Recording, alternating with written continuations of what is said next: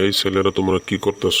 পড়ালেখা বাদ দিয়ে থিয়া দুই ভাই মিলে পড়া বাদ দিয়ে আড্ডা দিতেছ নাকি? বাবা, হ্যাঁ পড়তে হবে তো। আর মন্টি, তুমি কি করতেছ পড়া বাদ দিয়া? হ্যাঁ, কি পড়বো বাবা বলো, দেশের যে অবস্থা শুনতাছি পড়তে তো মন বসতেছে না। কেন, কি হয়েছে? পড়তে মন বসতেছে না মানে দেশে কি হয়েছে? কেন বাবা, তুমি খবর দেখো না? হ্যাঁ দেখি তো অবশ্যই, কিন্তু কয়েকদিন যাবত দেখতেছি না, সময় পাচ্ছি না তো, কাজের ব্যস্ততায়। এই জন্যই তুমি জানো না বাবা, দেশের যে পরিস্থিতি,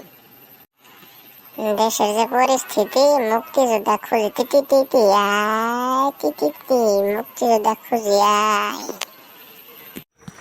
এই এগুলো কি বলতেছিস? হ্যাঁ, এটাই ঠিক বাবা, এটাই ঠিক।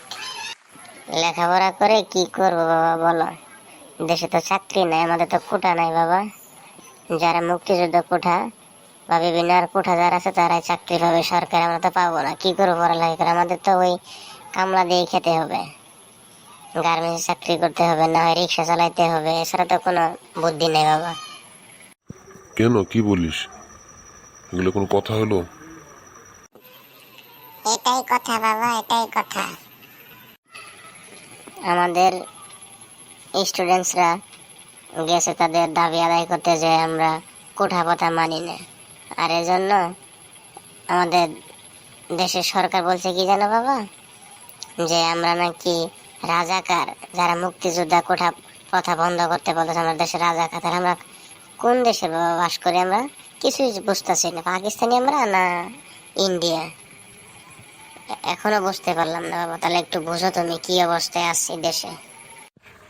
আসলে তো বাবা সত্যি কথা বলেছিস। আর একটি সত্যি কথা কি জানো বাবা, আমাদের দেশে যে ছাত্রলীগ, তারা কেমন ছাত্রলীগ আমি বুঝতে পারলাম না। ছাত্রলীগ নামে কলঙ্ক, তারা ছাত্রলীগ হয়ে তারা ছাত্রছাত্রীর গায়ে, শিক্ষার্থীদের উপর তারা হামলা চালাচ্ছে। এটা কি কোনো ছাত্রলীগ হলো বাবা, তুমি বলো? না, এটা মোটেও না, খুবই খারাপ কথা এটা। তাহলে বাবা বুঝো, পড়ালেখা করে কি করব আমরা দেশে? কোনো কিচ্ছু করতে পারবো না। এর চাইতে আগে থেকে পড়ালেখা বাদ দিয়ে আমরা রিক্সা চালাই বা খেতে খামারে কাজ করি, তারপরেও তোমাদের হেল্প করতে পারবো বাবা। এছাড়া কোনো বুদ্ধি নেই। যে দেশে বাস করি আমরা, তাছাড়া কোনো উন্নতি করতে পারবো না। আমাদের দেশের সরকার যেভাবে কথাটা বললো, এতে মনে হচ্ছে যে সারা বাংলাদেশের ভিতরে কিছু লোক বাঙালি এবং মুক্তিযোদ্ধা যারা, আর বাদ বাকি যারা আছে সবই আমরা রাজাকার বাবা, বুঝছো? আমরা রাজাকার, আমরা কোনো বাঙালি নই।